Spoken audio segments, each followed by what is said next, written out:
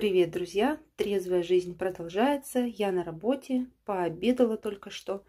Сейчас вот буду пить чай со сладостями. 2 вафельки себе достала.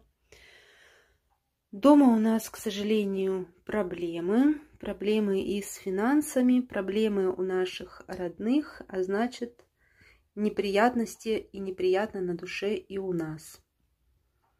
Но я стараюсь не впадать в отчаяние, не впадать в панику, сохранять присутствие духа, сохранять здравомыслие.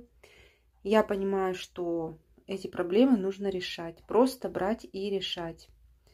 Решать по мере их возрастания. Вот такие вот дела. Сдаваться никто не собирается. Я иду дальше, я трезвая, никакие проблемы не заставят меня пить. Поэтому идем вперед, трезвые, увидимся.